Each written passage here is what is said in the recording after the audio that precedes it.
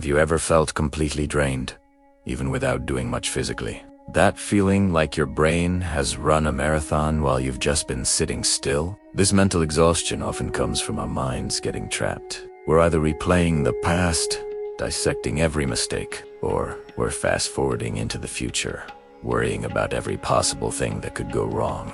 It's like being caught in a mental storm, a constant whirlwind of what-ifs, and if-onlys that robs us of our peace and keeps happiness at bay. It's a cycle that so many of us are stuck in, feeling tired, anxious, and disconnected from the here and now. But what if there was a way to calm this storm? A simple secret to finding stillness. There's an old story about a young man named Marco who was plagued by this very kind of exhaustion. His mind was a battlefield of worries and regrets. He felt lost, confused, and desperate for an escape. He heard tales of a wise old master who lived deep in the mountains, a man who was said to possess the secret to inner peace. Believing this was his last hope, Marco embarked on a long and difficult journey to find him. After days of travel, he finally arrived at a simple hut, where he found the master calmly tending to his garden. Marco poured out his heart, describing the relentless turmoil in his mind. He told the master he would do anything, pay any price, to find the peace that eluded him. The master listened patiently, his eyes full of compassion. When Marco finished, the master simply smiled and handed him a glass of water. But this wasn't just any glass. It was filled to the absolute brim.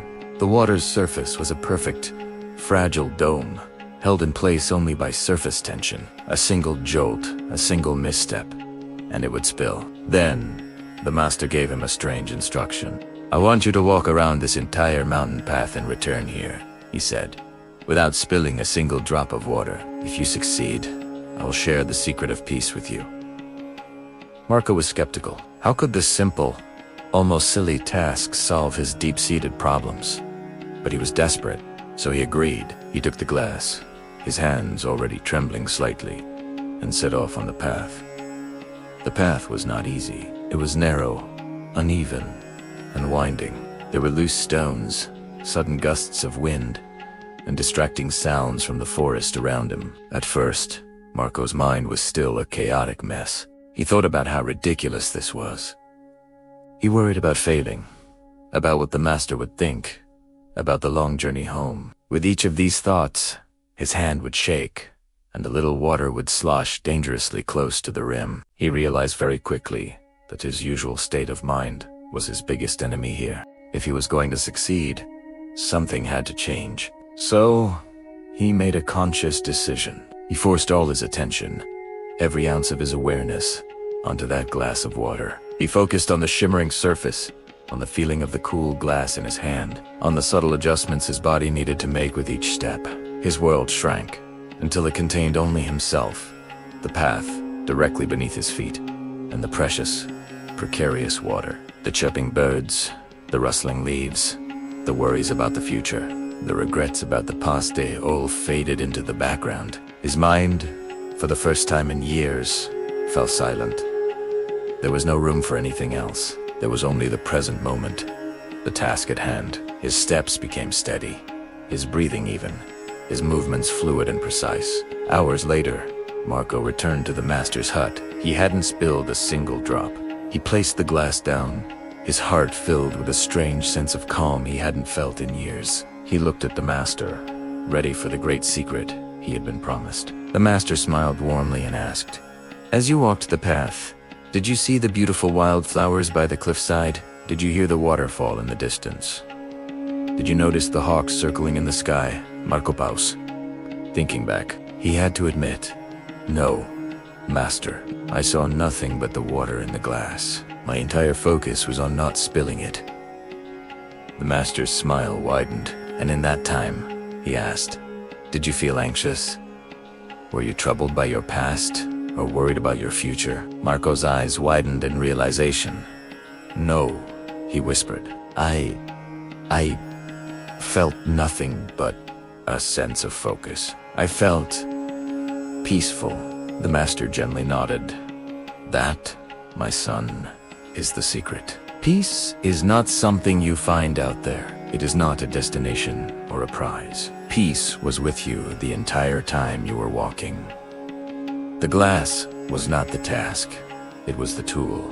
It was the anchor that held your mind in the present moment. When your mind is completely full of the present, there is no room for fear, no space for anxiety or regret. The glass of your mind is already full.